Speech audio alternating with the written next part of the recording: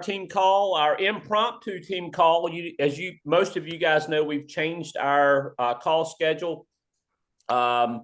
We used to do Mondays, Wednesdays, but now we're doing the Cornerstone virtual office. So 9 to 9. Now they may take a break like late in the day, but from 9 a.m. to 9 p.m., we've got this Cornerstone virtual office, which is what you plugged into today. It's the same link every single day, Monday, Tuesday, and Wednesday.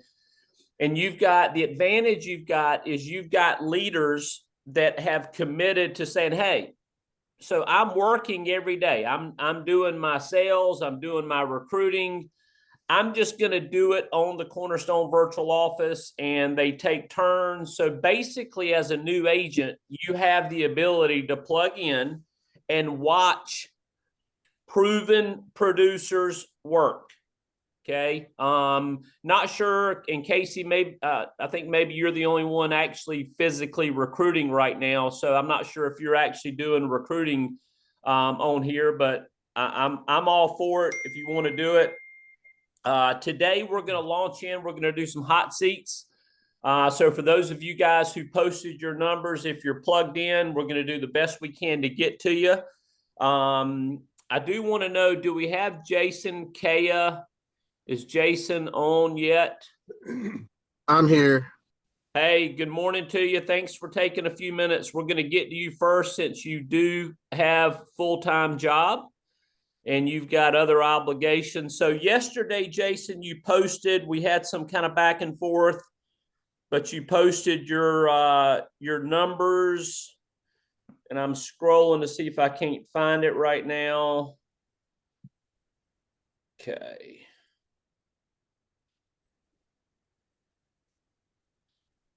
So your first post, and I'm going to smile about when I read this, Jason, okay, because you're a bodybuilder guy, okay.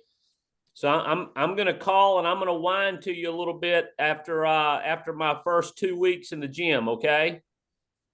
Right. I'm looking in the mirror, Jason. I'm not getting any bigger, dude. What's up, man? You told me to do this bench presses and squats, and man, I can't walk. But man, I don't look any bigger yet, Jason. Yeah, it takes time. Are you able to get on camera, Jason, or not? Yeah, I can. Let me Okay, so here's, and I'm gonna tee Bill up. So Bill Martin. So the post was, well, I'm officially 0 for 31 on insurance sales. Okay, well, 31 was the lead. Spent $500 on leads. So you're working. I'm kind of deducting on this, Jason, but I'm thinking you got 31 Ethos A leads. actually, so I started out with the A leads on Integrity. I bought 5 or 6 of them, and they were about $50 a piece. And then I went into the Ethos leads, and I've got about 21 of those, and they were like $15 to $18 a piece. Okay. So, and then Terry jumped on there. Terry, we're going to get to you next. Terry says, don't get discouraged. I've spent well over $1,000 on leads, but I won't give up either. We got this. Okay.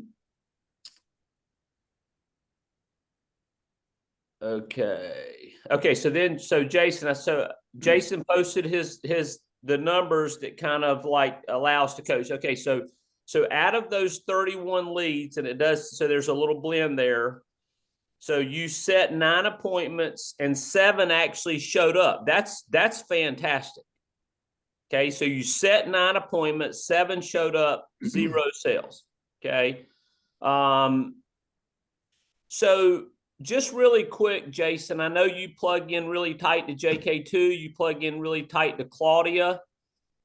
What have they been coaching you on, just so you can let Bill know as he coaches you? What have they been coaching you on? I mean, just watching Claudia, she's so like well versed, and so I'm just watching how she kind of navigates through that first conversation. I haven't gotten past, for the most part, haven't gotten past into the appointment where I'm actually trying to go through the process. For some reason, these people have, I mean, just so many stupid excuses, and I'm trying to combat those excuses, but it's just so new to me. Like, I think a lot of people, some people say, well, I don't remember doing that, or oh, I didn't mean to do that, or yeah, I'm still thinking about it. And, like, there's just so many excuses. So just kind of overcoming the objections that they're having. But everything has to be done spur of the moment. It's got to be done right then, because otherwise, you're going to lose them. Like, that's your chance. I guess I could go back and call them and see, if they'll give me a little bit more information. But, it's just really all these objections that I'm trying to overcome now. So I just think I feel like I need more knowledge on that. Okay. Well, I know your first coach, you did have a coaching session with Bill. And I know in that first coaching session, it was more of a coaching session on phone script. Your phone script was real salesman-y. And I know he coached you on that. So how do you feel like that's going for you? Oh, I feel the phone is honestly, I think that's the easy part. I think because I just did 9, I got 7. So I don't think that that's the issue. I just think it's overcoming the objections now to the point where, like, I had one guy say that we were the most expensive out there out of all the quotes that he got. he had mentioned Costco, and I was like, oh, okay, you're gonna go to Costco for your insurance. That's great. So what I would say to that guy is, so you want a quote, you don't want what the actual price is going to be. Oh, well, I mean, damn. Let me give you the preferred rate. You want to know how much is, so you want $1 million coverage? I don't know, how about $5.99 a month? I mean, if you want a quote, if that's what's going to get you to fill out an application. But, like, I mean, insurance quotes are like car sale. Go call the used car lots and find out how much the car is going to cost. Yeah. Okay, Bill Martin, let's go. Yeah. Let's make Jason great. Yeah, I've got a couple questions for him that I want to get into, because you mentioned 2 types of leads. When I saw the 0 for 31, I thought it was 0 for 31 presentations, which I almost fell out of my chair. Then I find out that you got 31 leads, got 9, which made more sense. And when you said the phone's the easy part, then this is going to be a breeze for you, because that's the hardest part of what we do. Mm-hmm. So you will get over it. If you in your mind believe the phone's the easy part, you're going to make this happen. Okay. So on the one that said, for example, on the one that said, you're the most expensive, was that an Ethos lead? Yes, it was. Okay, perfect. So do you know how that Ethos lead was generated? So as far as I know, he went onto the website, filled out the application. Now, when I watch those Ethos ads, it's saying you $1 million for $25 a month or something like that. No hassle, no medical, this and that. Right. So, do you know how that Ethos lead was generated? That's what I'm asking you. No. Okay, so that person listened to that ad. It's just like SelectQuote or anything else. What you're getting is an incomplete lead. Okay, when somebody goes on to Ethos and they purchase, you don't get that lead, doesn't get generated. Okay, right. You're getting one that's not. Okay, so yeah, they're going to be the most expensive. That's why you have a huge advantage, because you're selling products that Ethos doesn't have. You understand what I'm saying? The people that are being successful with Ethos leads are just using the fact that these people are reaching out for insurance. You've got a lot more opportunity, because Ethos only has a handful of carriers that are in their portfolio. Okay, it's a unique system. So use the lead for the lead. Don't worry if somebody says, you guys, I mean, you got to use the credibility of Ethos. I get it. Okay, but you need to present yourself as a person who's more of a broker in a sense. And I hear, John, what I listen to, and I'm listening to a lot, and I'm seeing the text come back, and I see people getting different types of leads. Everybody needs to understand how to approach each lead. When I say every lead's the same. In the long run, they're looking for a death benefit. That's true. However, the sentence or two is critical to how you're going to address this person and set up your presentation. Because you're not going to set up a presentation for an ethos lead like you would a mortgage protection lead or a final expense. The nuances are a little bit different. Okay. And so if you're comfortable with the phone, you can get through those nuances. Okay. So Claudia runs ethos leads, so she knows how to call those people. These are incomplete leads. I know a group of people that have been calling ethos leads for quite a while, and they told me, okay, it's the easiest lead to work, easier than mortgage protection. I'm thinking, really? Because I never called on one. Right. And I said, why is that? Because the people are already ready to buy. And they'll get on, they will incomplete because it's too expensive or they don't take time or whatever. Right. But with the portfolio that we have, it makes it easier because they're ready to purchase and you've got a plethora of different carriers to use, right? They also told me the average premium is more than double what a mortgage protection lead is. Okay? The downside of it, a lot of them are going to be fully underwritten because these people are looking for $1 million, $500,000. When we're doing mortgage protection, we're $500,000 and under. You know, we're 200, 300,000 or whatever. That's usually a mortgage protection somewhere in that range. So each one's a little bit different. You got to know those nuances, right? And for that price. Now, the $50 leads, when you say Integrity $50, which leads were you buying? The A leads. Which ones? Because there's life leads, there's mortgage protection. Life. I'm sorry. Yeah, like the life. When you put in you put in on the box, it was life. Okay. It doesn't say anything about. Well, yeah, they'd be mortgage protection. Yeah, they were mortgage protection. Mm-hmm. How come they were only $50? Were they IVRs? They must have been IVRs. Yeah, they are IVRs. Yeah. Do you know how to call an IVR? I mean, I just. What do you say? Because it's different than a mail-in lead. It is. You're absolutely right. Yeah. It was a different script. Okay. What did you say differently? I mean, were you comfortable getting people to talk to you and set up an appointment? So those leads, I didn't even get to set up an appointment. I had some weird excuses. One, I didn't remember doing it. And then some people just wouldn't even show up to an appointment. You call them and then they just kind of ghost you. And so that's typical on a when you're doing virtual. That's why you got to buy a lot of virtual. You got to buy a lot more leads to do virtual. You just do. And if you listen to last week, I hope some of you got on there and saw and listened to what Deanna said and Tanya said about how they handle it. Deanna doesn't even do virtual. She just does it all phone. Now think about that. She's going to do another $1 million in personal production this year. Okay. And she's doing it phone without any virtual video. Okay. It's a mindset. Okay. And you said it best. You've got a lot more tread you've got to put on. Just like I love John's analogy about the weight room. There's people that'll go in and they'll do a few reps and a couple of days later going, why can't I show here? What's going on? Where's the tone? I should be feeling different. Right.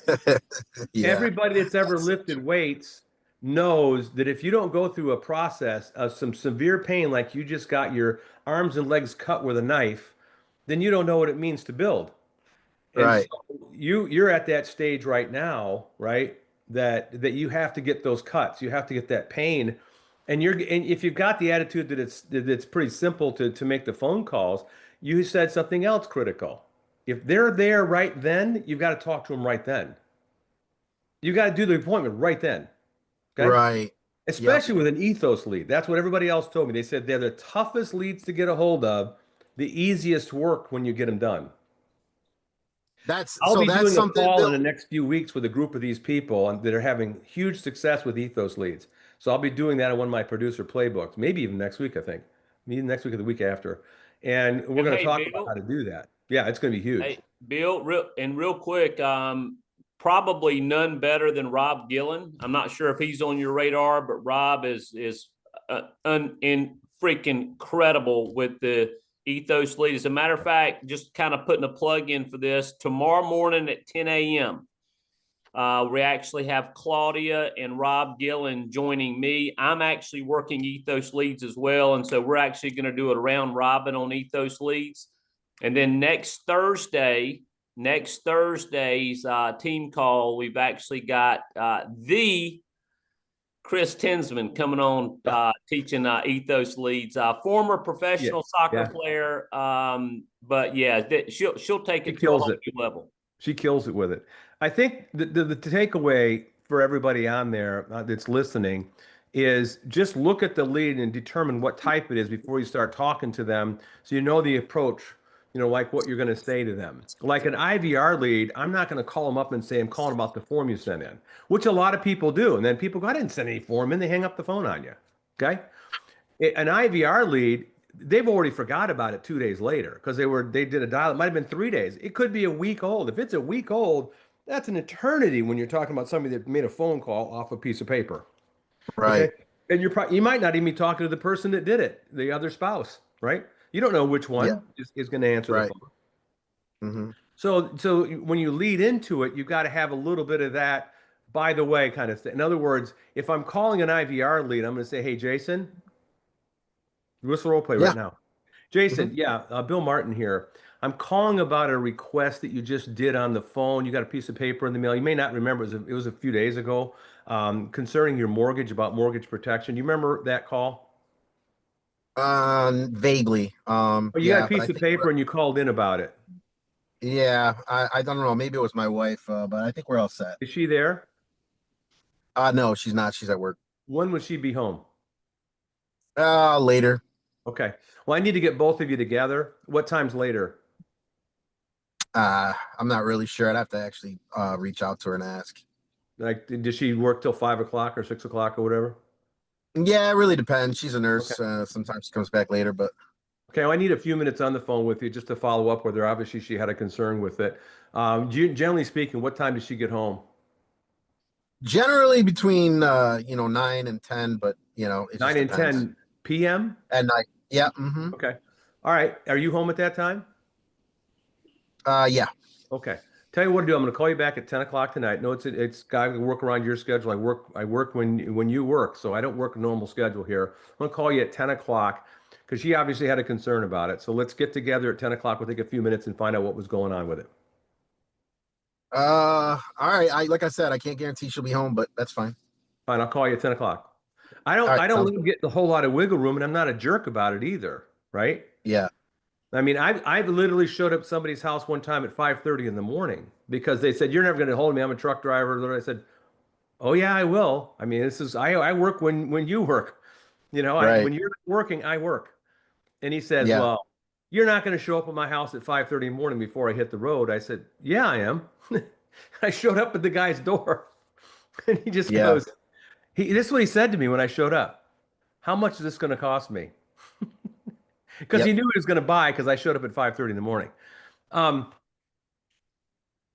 So I guess it's, again, the mindset approach. And I'm not being a jerk. And I just laid it off on her. You didn't remember. Maybe your wife did it, right? Kind of thing.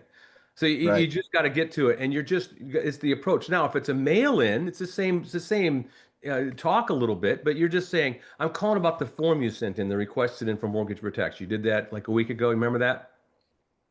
Yep. Mm-hmm. Yeah. You're going to say, if you filled it out, yes. And if he goes, maybe my wife did it. Great. I go right into the same thing. Is she there right now? On virtual, I'm trying to get them right then. Right. Okay. You only need honestly.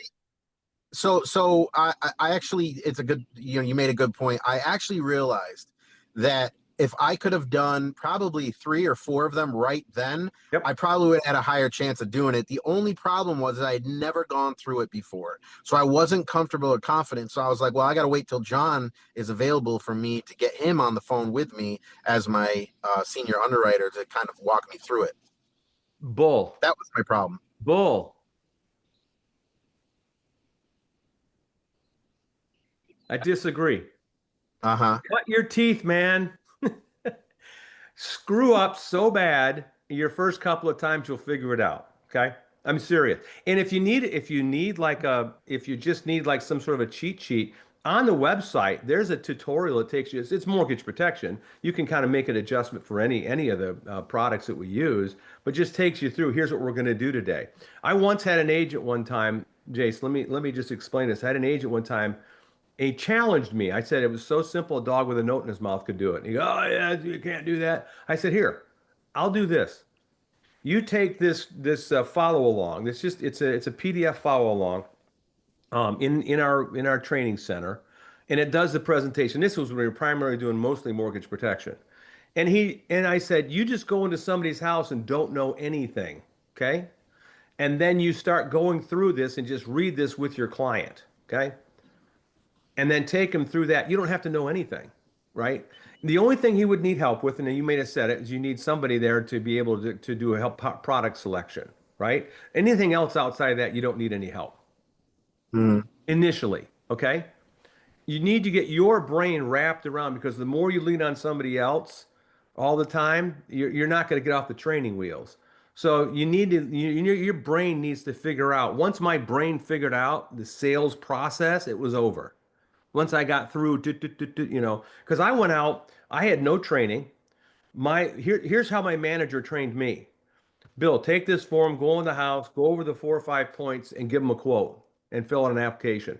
That was my training. I wanted to punch the guy in the face. What are you talking about? He goes, it's that simple. I said, it can't be that simple. He said, it's that simple. So I fought him and fought him and fought him. Finally, I listened to him when I was about ready to quit, and I did it just like that. I think my presentation lasts 6 or 7 minutes. And the person went, okay. I just went through the points. It covers it in case you die. If you have a disability, you can get coverage for there, blah, blah, blah. You went through the whole thing. I got to figure out what price fits you. I got to ask you some medical questions, see what product I can give you, blah, blah, blah, blah. And they, okay. And what I did is I stopped the barrier of being a salesperson. I was simply addressing their needs. So on the Ethos leads, on any lead type you guys call, you have to understand something triggered that action. And you got to follow that trigger, okay? And so with Ethos, of course they said it was too expensive. Why didn't they? Because that's why you got the lead. They didn't complete the process. Now this is a perfect opportunity for you. That doesn't mean they don't want it. Right. It fit their budget, right? Does that make sense? Yeah. Bill? Hey, Bill? Okay, so we've got to transition to Terry, but really quick, quick. You be whatever lead. Jason, call Bill up and set an appointment. Okay. Ring, ring. I'm an Ethos lead. An Ethos incomplete. Okay. Yeah. Mm-hmm. Ring, ring. Hello. Hey, it's Bill there. Yeah. Hey, Bill, this is Jason Kea, with Cornerstone Group. You had asked for some more information, and it looks like you filled out that Ethos application, but unfortunately, it didn't actually go through.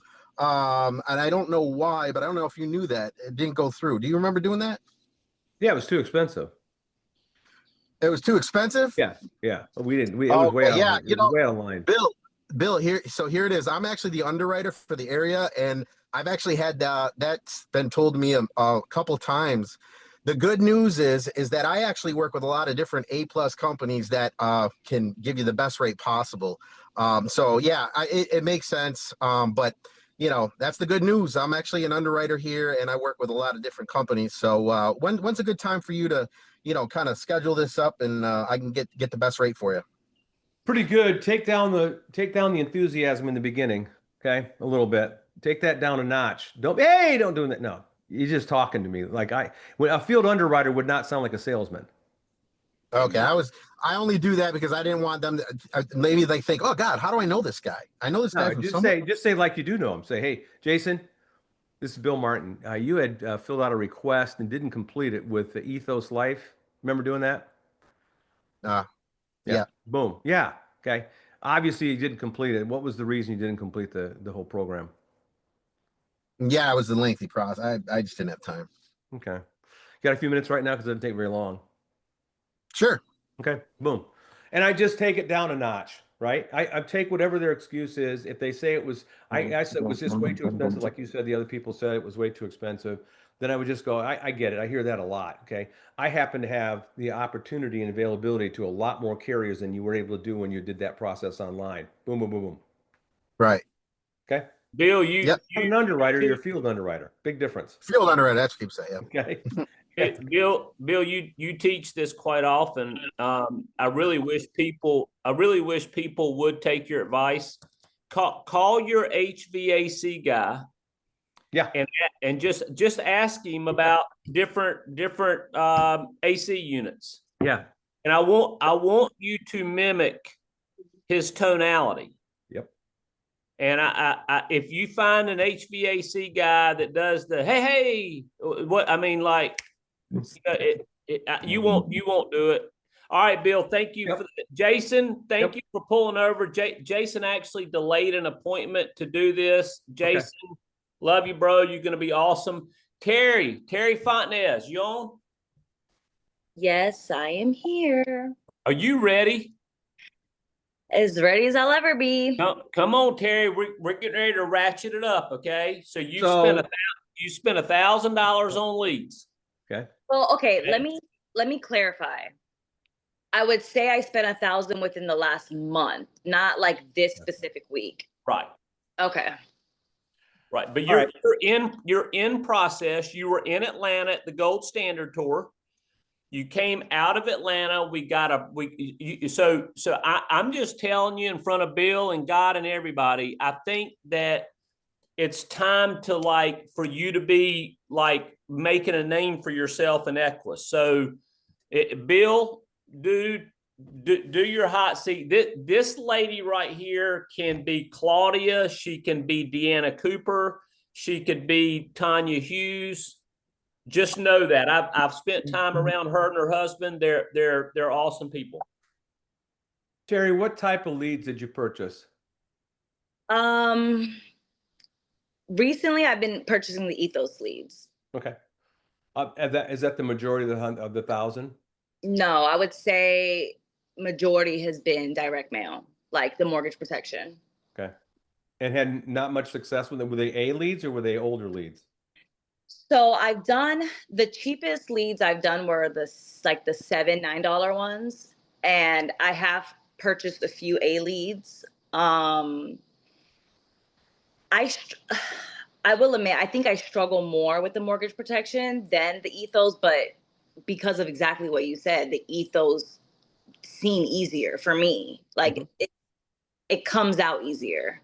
Well, one of the reasons it might is because when an Ethos person, they're calling them directly and looking for life insurance, where when you get a mortgage protection, they may have sent in 4 or 5 forms and they're getting inundated with people. Okay. Ethos would be less inundation. They're just, they didn't work out the first time or whatever, and they're still looking for insurance. They're looking directly for life insurance. Mortgage protection, it's a little more of a generic option, right? So let me ask you a question. Based on what I saw here, 313 dials, 17 contacts, 2 appointments, 1 app. What happened between the 17 and the 2?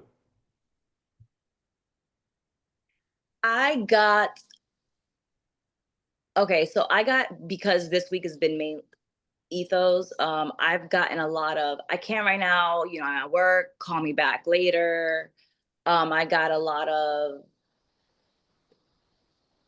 that was mainly it. On the Ethos ones? Yeah, so they're not telling me.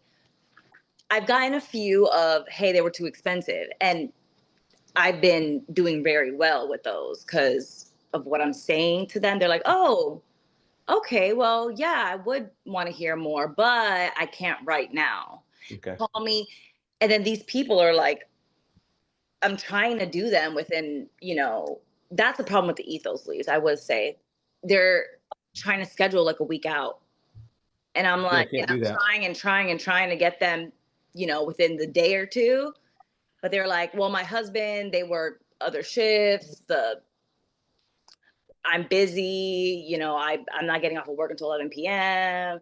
So, and then I'll try, well, I can call you then. And they were like, Don't ask them to do that. Tell them that you're going to do that. And don't do it in a mean way. Okay. The more that they sense that you're easy to push back on, they're going to keep pushing back on you. Okay. And I think what it comes with a lot, and I just want everybody to hear this. Your level of confidence in what you're doing has to be way up here. In other words, your conviction level of what you're doing and helping people has to be way up here.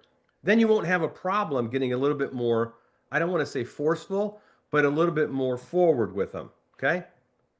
A little more direct with them, just like a plumber would be. A plumber's not going to call you up and go, "Hey, I've got it, your thing's broken." You're not going to go to the plumber. "Oh, well, let's do it in 2 weeks or whatever," right? The level of urgency is higher. Well, you've got to present yourself as the level of urgency is a little higher. Yeah, that's what I It's was. the level of confidence it's built from over time of you speaking to people. Let me ask you a very direct question, just very direct. What's your level of conviction in what you're doing as far as providing protection? What's your true level of conviction, Terry?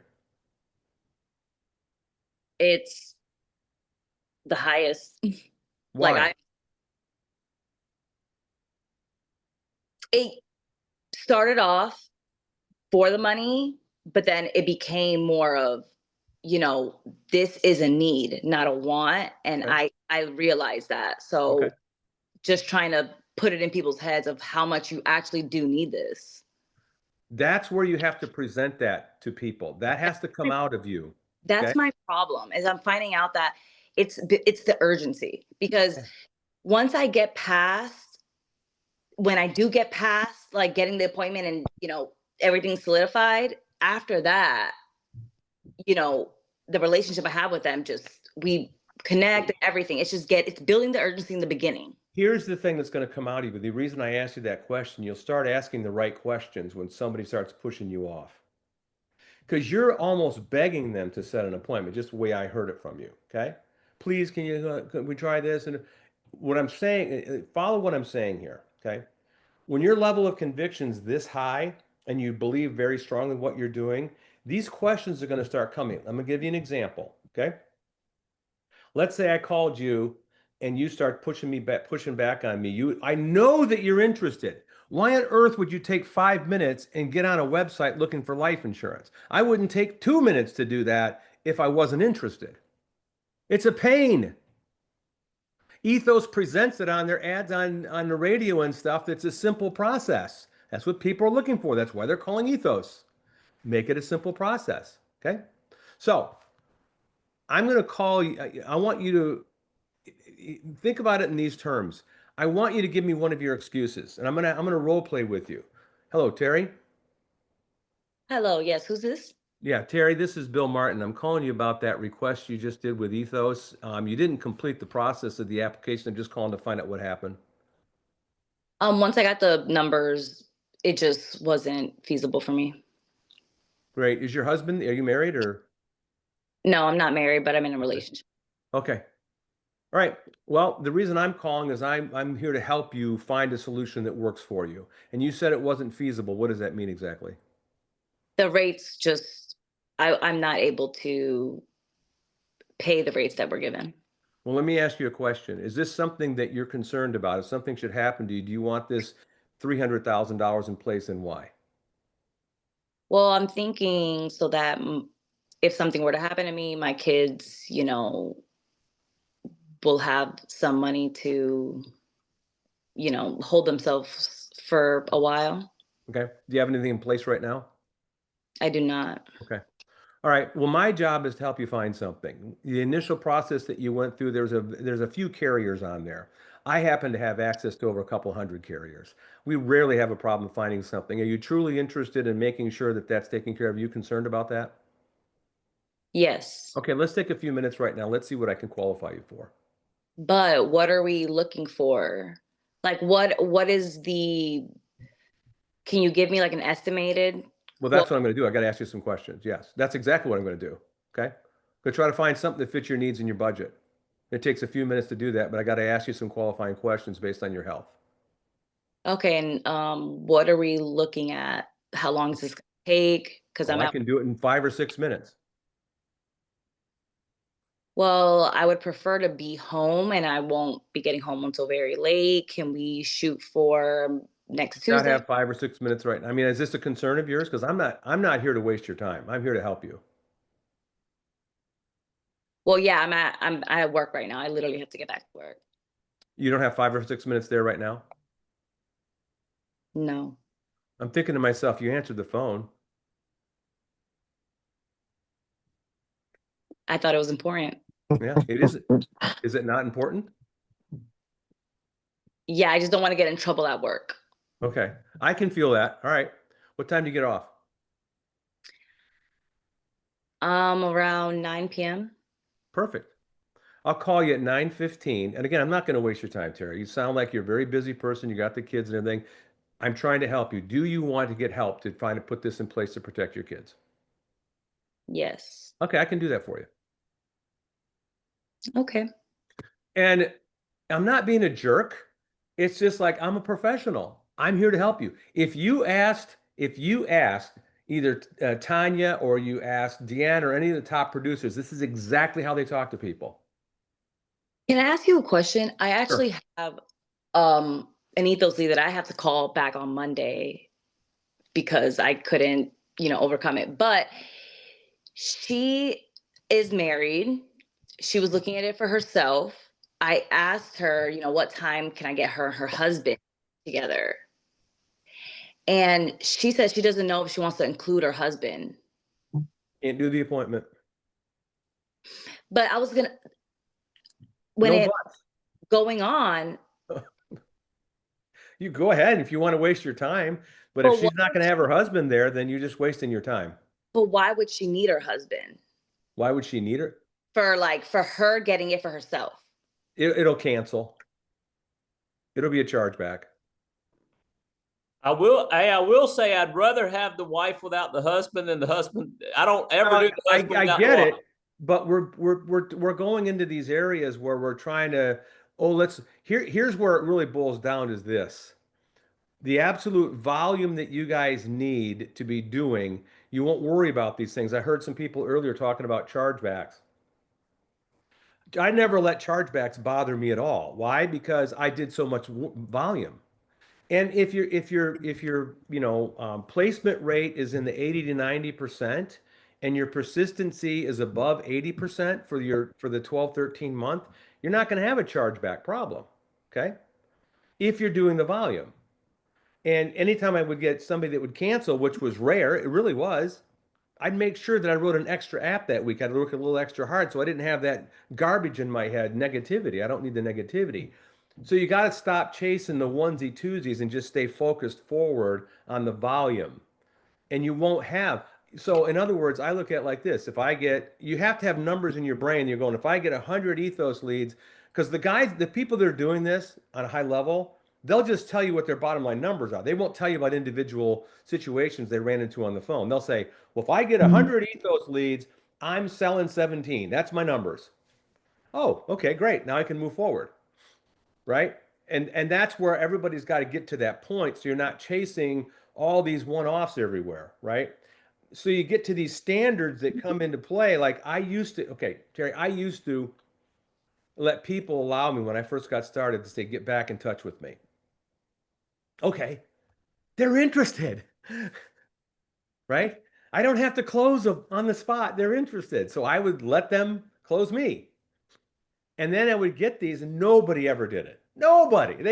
You'd call back, they wouldn't answer the phone, you'd leave voicemails. Or if they did say, yeah, we just decided, they give you some sort of garbage, or get back to us in 2 weeks or whatever. They just wouldn't do it. But I'm going to think about it, right? So I made the decision that I'm not going to accept think about it. I'm going to figure out right there on the spot, are they going to do it or they're not going to do it? Just to save both of us some time. And I wasn't a jerk about it. I can feel you. I can feel you, Terry. I'll tell you what. Let me ask you a question. In your heart of hearts, you can do this one way or the other. Yes. Today, tomorrow, next day. Well, let me ask you another question. What would be the point of us getting back together then? I mean, guys, you got to take time. I got to take time. If you're going to do it anyways, what's the point of us getting back together? Yeah, that's all I started doing. And I started eliminating the think about it. And what happened with me is my confidence built. Now I was able to, in my brain, I got to the point of handling objections, you guys, that I was inviting them to give me an objection in my brain. Please say something to me. I want to work on my skill level here. And where did that come from? Confidence. I believed in what I was doing and my confidence level was so high. What happens is people read that, right? You've got all the qualities in the world to have that level of confidence. Okay? You just got to believe it and give it a shot and try it. Don't be a jerk. When somebody gives you an objection, don't let them take control of which way you're going to go here. You just say, great, I'll call you at 9. First, you got to give them, you got to qualify. Everybody listen to this. You have to qualify their level of commitment first before you can start taking them the way you want to take them. So when somebody gives me an objection, I just say, well, let me ask you a question, Terry. In your heart of hearts, is this something you're really concerned about? Do you want to get this taken care of? And if they say, absolutely, I was looking into. What's that? What if they say, okay, this is something I was just looking into to see why? Like,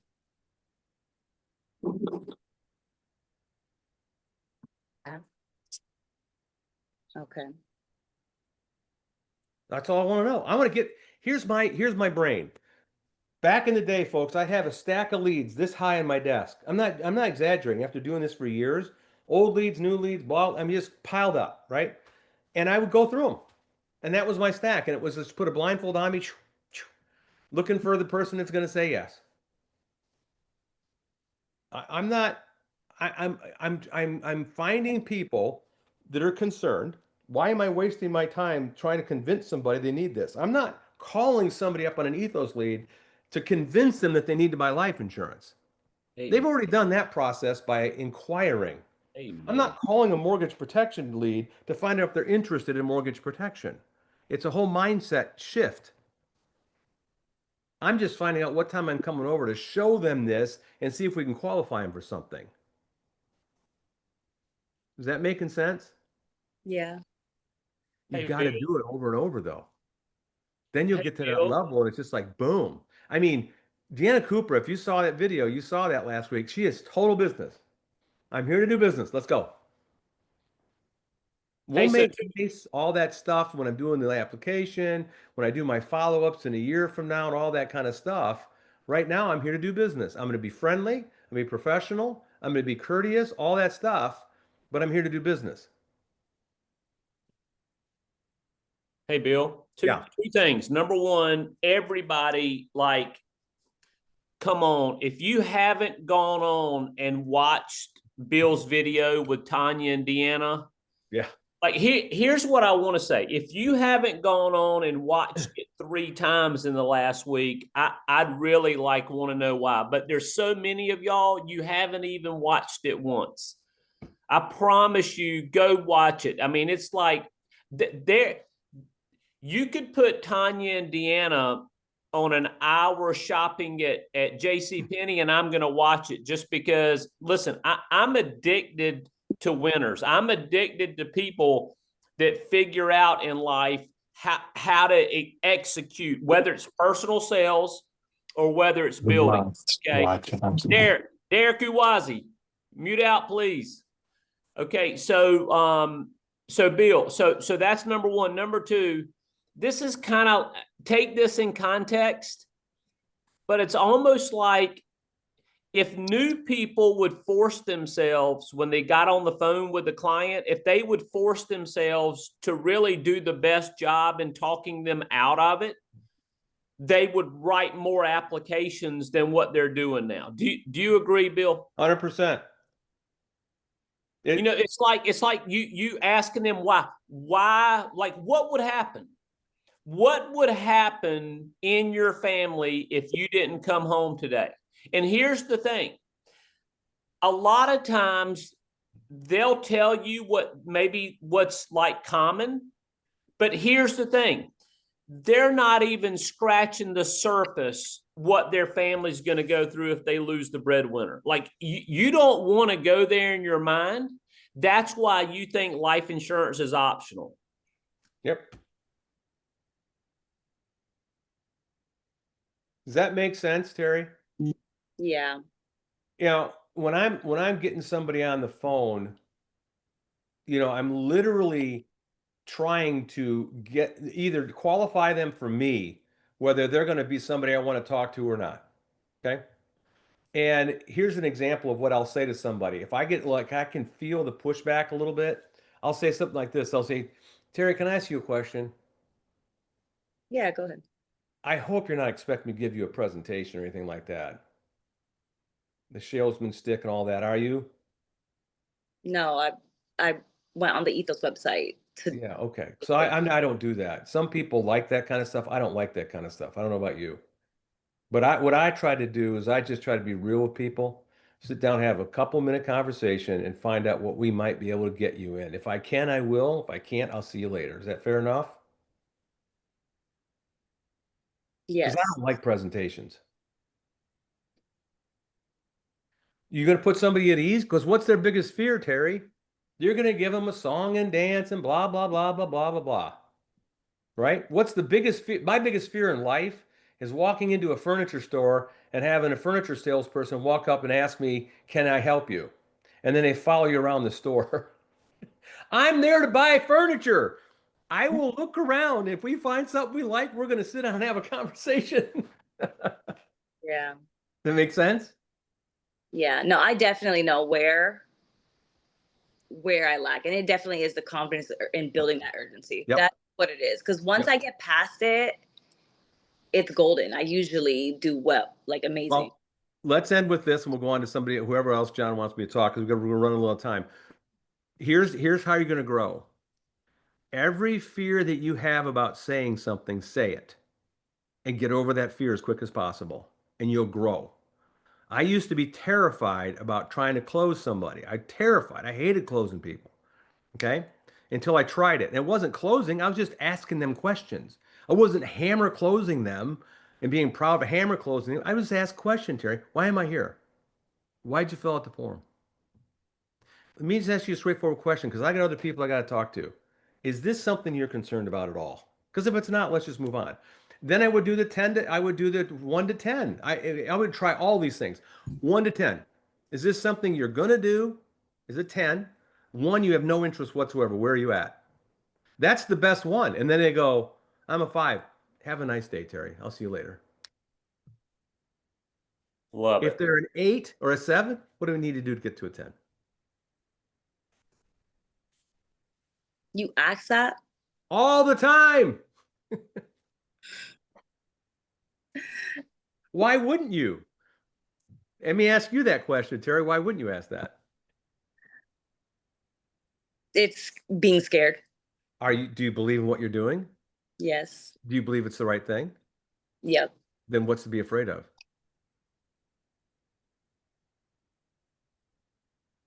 Hey, Bill. Yep. I got an idea for our next training. I want to get Tommy on with Terry, because here's what I know about Terry. Okay. There's some things that Tommy does, like it could be like Bill, like when you and I play an extra 9 holes of golf. How does Kim and Cheryl look at us, and what's that little tonality? Yeah. Like, so I don't know if Tommy plays golf, but there's something Tommy does, because there's something every one of us men do that there's an attitude that a woman gets. Yep. And it's like, if we can get that to come out in Terry, it's over. Yep. If she 100%. will start treating her, if she will just simply let that go. Okay. All right. So Bill, two rapid fires, actually 3 rapid fires really quick. Okay. Jeremy Solis. Jeremy, you out there? 197 dials, 28 contacts. Now here's what I want to deal in here, Bill. 197 dials, 28 contacts, good. But out of 28 contacts, 2 appointments booked, and 1 ran. Okay. Jeremy, you out there? Yes, sir. Hey, man. So rapid fire, Bill. Where is Jeremy? Oh, there's Jeremy. Yeah, I've talked to Jeremy before. Hey, so let's talk about the obvious issue. Contacts to appointments. What happened? Just people that blowing me off. when I talked to them. And then when I did set the appointments, one of them showed up, but then just hung up on us. I think What maybe kind of leads you're 30 calling? minutes in. That was off IVR lead, off of one of the incomplete A IVR. new one? A new IVR or an older one? The $5 ones. Oh, okay. Yeah. Those are what, a year old? No, they're just incomplete. Are they okay? It was I don't know only, how I old think, the a week $5 old. ones are. Okay. Mm. So they're an incomplete IVR. Yeah, that person realized they didn't want it and they just got off the phone. So that one's a kind of a crapshoot a little bit, Jeremy, to be honest with you. Out of the 28 contacts, how many of those were the $5 IVRs? Only 5 of them, I think, were the IVRs. The Watch rest of those them were because the you'll get older 1 out leads. of 30 of them. So I don't look at those as numbers. The rest of them, the 23, what were those? Those were the older mortgage protection leads that Okay. we had just finished going through. How do you call me on one of them? Ring ring. Yep. Hi, I'm looking for Bill. Why would you be looking for me? Why don't you just say Bill, like you know me? My name's Jeremy Solis. How are you? I'm good. What do you want? It looks like a while back you or maybe your spouse had sent information about mortgage protection. Does that sound familiar to you? Nope. All right. Well, maybe it was your spouse. The information I'm I got good. here Have a showing nice that. day. Have a nice day. Take care. See you. Bye. I'm done. Now let's do it. Let's do it this way. Okay. Call me like I'm going to call you like I know you because I got your name right here on this piece of paper. It's Mhm. filled out form. So watch this, Jeremy. Jeremy? Yes. Yeah, Bill Martin here. I'm calling you about a request. I'm sure you don't even remember. It's been a while ago about mortgage protection. Like I said, you sent it in a long time ago, so I'm sure you don't remember. You had taken out a loan with AmeriFirst Bank. Yeah. Yeah, yourself or your wife, maybe, I don't know which one of you sent in a request for protection on that. Does that ring any bells to you at all to protect the loan in case one of you has passed away? No. Doesn't ring a bell? Is your wife there? No. What time will she be home? Maybe 5, 6. Okay. They've handed these over to me because our records show that nothing was put in place. So I'm sure right now it sounds like you don't know for sure what happened. So maybe she did it. She gets home around 6. Is that right? She should be, yes. Okay. Well, let's make it closer to 7. I'm going to call you back. Let her know that I'm calling. Can you write my name down? It's Bill Martin. It's about the protection on the mortgage in case one of you should pass away. Just tell her that. Maybe that'll ring a bell. I'll call you back at 7. We'll go over it. Okay. Okay. What was the difference that you felt from me that way as opposed to what you called? It's more personable. Yeah. More direct, more a little bit more personal, but it's more direct. And it's also, what else did I do that you didn't do? The key to the old leads is what I did in the beginning. I said, you probably don't remember. That puts you at ease. When you say, do you remember that? I'm going to say, no. I'm assuming that they don't remember. So that puts them at ease. Then if he doesn't remember, I say, well, your wife probably did it. Is she there? You see, I went right to the wife. Mm-hmm. Now we got to get the wife on the phone. Then we get both of them. And then I say, write my name down. Okay. Tell her that I'm calling back. This will probably trigger it. There was a request to protect the loan. I'm just trying to find out what happened. Okay. Okay. Bill, Now let's assume she's there, right? Just from an observation standpoint, it just like your tonality, like it, so, and I was putting myself in a position. So if Jeremy called me up, I would feel like it's like I don't want to participate in this call. Like he's unsure. Yep. He's like there's too much pause. There's Yep. no take, and so and you know you're taking more of control. You're basically moving me in the direct. Like I don't know. It's just I would respond totally different. I wonder, do people have an understanding of how many calls I've made in my life? Do you think they do? I don't think so. But hey, but Jeremy's on his way. Well, in the Jeremy. span that I did mortgage protection pretty hard from 2005 or 6 all the way till about 2017, Yeah. roughly wrote, I think, somewhere in the neighborhood of 6,000 applications, 5,000 somewhere in there. Okay. In order to get to that point, you know how many phone calls you have to make? Mm. Right? So when you listen to me, don't think it's just that I was blessed this way and all of a sudden I can just talk and walk this way. So you can get there too, is my point. Same with you, Terry. You haven't made enough dials yet, guys. Okay?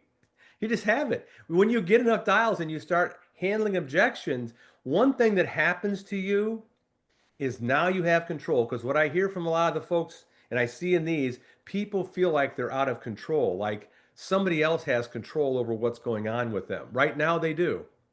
You need to put the control in your lap. Once you have that, confidence level is there, and you're just ready to roll. I mean, you look at star athletes. Why do they want to go out in the field and just beat the crap out of each other and they're ready to do it? Because they're prepared. They've been through the mill. They know what to do. They know how it feels. They know how to hit. They know all those things, right? They've gone through the mill. So that's where that comes from, just so you know. All of you can get there. All right. Did that help, Jeremy? Yes. Perfect. Okay, really quick. Chris Benger's up 458 dials. He said he was going through an old stack of D leads. 458 dials. Chris Benger, you win the dial award, buddy. 64 contacts, 14 appointments booked, 4 ran, 1 submitted. So he's going to be starting to eat those leads now. Chris Benger, you out there?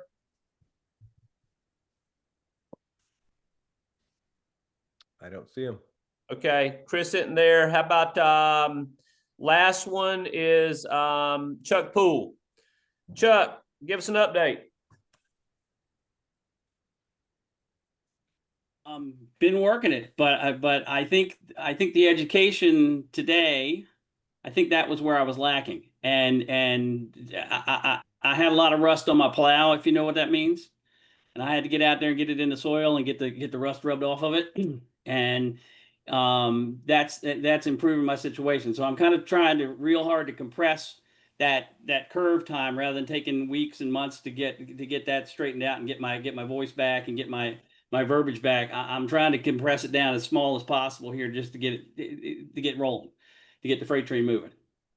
So I appreciated what you said to me last week, and I appreciate what you've been talking about here today, because you're exactly right. And I haven't been as, I don't want to say forceful, but I haven't been, maybe confident is the right word for it, as I know how to be and I can be. It didn't do it for a while, and had to get it back. So yeah, I'm not forceful with anybody. No, that was probably the wrong word, Bill. Yeah. I'm sorry. No, I know. I understand. People mistake. They say it. I'm bold. Why? Because I believe in what I'm doing. Better word. I'm here to help. I'm not here to be in a social setting with you and try to, yeah, I want to be your friend. I want to help you. That's why I'm trying to help you. Helping you is not listening to you push me off for another 3 weeks. If you're truly interested in taking care of your family, I'm going to help you. If you're not interested, take care of your family. I'll go out and get a beer with you sometime. I don't care. That's fine. But we're not going to do that today. Yeah. Right. We're here to take care of business. That's what you want, right, Chuck? That's what You're I not want. looking for friends. You're looking for protection, right? Yep. Okay. Fair enough. Hey, And I will talk to people that way, guys. You have to understand. I will talk to people. If I feel that coming from somebody, I will literally talk to them that way. I had a doctor one time. I love some of these stories. I'm going to end with this. I had a doctor one time, and it was an in-home presentation. You know how doctors are. They control everything. They're used to being in command. They tell everybody what to do. Their patients, their staff, they're just used to everybody listening to them because they're a doctor. So I'm in his house. He's sitting there, okay, like this. His wife never said a word the whole time I was there. She just sat there. And so as I'm talking to him, he goes, well, first of all, I'm not interested in any of your spiel. That's what he said. He had his arms crossed. I said, well, I'm not going to give you a spiel. Thank God. I was hoping I didn't have to do a presentation. Yep. And I said, I'm just here to figure out what we can do for you and if we can do anything. So let me ask you some questions. It was like a $350,000 refinance on his house. So I went through, qualified him. And then we got done and he goes, well, this sounds like it fits what I'm looking for. Give me your card, just like he's used to telling everybody what to do. Give me your card and I will get back to you in a week or so. I said, let me ask you a question. I didn't say yes, no, whatever. I said, let me ask you a question. I'm not here to waste your time. Doesn't sound like you're here to waste mine. Not at all, he said. I said, okay. I said, well, getting back to another couple of weeks is wasting each other's time. Let me ask you a straightforward question just so we're not wasting each other's time. I'm going to give you two photographs in your head. One is I leave here without doing anything and taking care of your family. That's one photograph sitting on the table, okay? And in that photograph, I leave here. You go to work tomorrow, you skid on the ice, you hit a telephone pole and you're dead. And your wife doesn't have the $350,000. Because I can give you that today. Okay? Based on what you told me in your health. That's one photograph on the table. The other photograph on the table is that we take care of this right now. We don't have to get back together. And if you want to shop around, go ahead. If that's what you're thinking, I don't know what's in your head. That's what a lot of people's excuse is. If you think you can find something better based on what you told me on your health, that's the photograph right now. I got this coverage in place. In fact, I can bind it today because you told me as long as you're not lying to me about your health, I can bind that coverage today. Which photograph do you want me to leave your house with? He just looked at the one that was binding today. Never said a word. He just looked at it and pointed to it. I pulled out the application. We started writing it. Yep. I was prepared to walk out of his house. I could care less if he doesn't care. Does that make sense to everybody? That's kind of the attitude that you go in with. Because You if he work didn't on it, care- you get better at it. What's that? If he didn't care, there was nothing you were going to say to him to convince him. Nothing. Or if he did it anyway, it'd be charged back down the road. Chuck, every time I put my sales shoes on and really hammer close and try to convince somebody, you know what happened to that application? Went down the tubes in a couple of months or less. Yep. They're selling me. I'm not selling them. Agreed. Okay. Well, John, I hope that was helpful. Hey, so just 60 seconds. Misty Mines or Caitlin Lee? Do you have any questions for Bill? Misty Mines or Caitlin Lee? Thanks for posting your numbers. Not sure if you guys are on. I'm here. It's Misty. Hey, I Misty. do have a couple questions. Okay. I have some leads that I need to run tonight. I did post that I did speak with a lady last week at the end of the week. She was unfortunately on the way to her mother's funeral and she was a little distressed and I was able to relate and we did make a connection. And she did reach out and text me and said she hasn't forgotten. She does want to meet today. Okay. So I will probably jump on virtual and do my dials and try to get a hold of her. The conversation that I had with her while she was walking into the funeral was actually very heartfelt. And I just wanted to make sure that it's okay for me to relate in a situation like that. Sure. Because I was able to relate to her. I had a mother who didn't have insurance. I did donation buckets and they got stolen. Hmm. And I was on permanent bed rest at the time and couldn't even work to bury my own mother. I So want we to did get. I that. want to get that on. I want to get that on recording. You want to get it on recording? I want. I want to make a video on that. Go ahead. Oh, okay. Yeah, and Misty, I am totally 100% behind that thought. I wouldn't jump with it. I wouldn't lead with it though. I would start letting her talk a little bit, and then when you see the opportunity to relate, because somebody could sense that maybe she's just trying to relate to me to try to sell me. Relate to her on a No, human level, but not on a sales level. If that makes I sense. used to be a hospice nurse too, so Yeah. I do understand the critical point of having security in place. Well, when you start asking your pain questions, that's when you bring it out. Okay, That's a perfect time to do it is when you're doing the pain questions and when you're doing a quote unquote presentation. okay. All right, but yeah, I mean, I feel comfortable talking. It's just working the leads and having the money to get them at the moment. My son went to Washington, D.C., so that was $1,000 school trip. Yeah. So that took a lot of money, but he needed the experience. So. Yep. I understand. Been there. But yeah, I'll definitely jump on virtual today after work. I do have a meeting I'm in. I just told him I was going to the bathroom and I heard my name called. So I am going to All right. get back to my meeting here. But Well, I do try to get on as much as I can. Unfortunately, I do work 8:30 to 5:30. So way to go, Misty. Very proud Yeah. of you. And, you know, I'll say this, turn it over to Bill to close, but I love hearing Tanya Hughes. I love when she lets people know her passion for life insurance, for being a parent who's lost a child. And I love it when she goes to guns with people to let people know who she is and what and why she's doing what she's doing. It's powerful. So, but like Bill said, doing that in the proper way at the proper time is important there. So, Bill Martin, close us out. Guys, face your fears.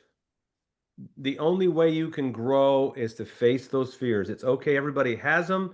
I used to get violently ill thinking about just making phone calls, let alone handling an objection. And then you just get to the point where it just becomes part of what you do.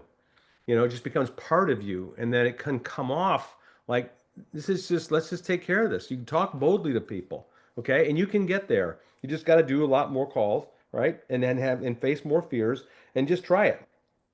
You're going to screw it up a bunch of times. It's okay. You'll screw it up, you'll correct, you'll screw it up, you correct, you screw it up, you correct. Anybody that's done anything in life has had to go through that process of correction, right? You have to screw up first before you can correct anything. So that's my message to everybody, John. Love it, Bill. Buddy, you say this every week, but you do not know the effect you're having on this team. And I'm gonna tell you what, buddy, just keep watching. We are gonna get back to the #1 team in all of Equus, and you're gonna be a huge part of it. So thanks for all your help. You got it, guys. See you next week. See you, Casey. Thanks.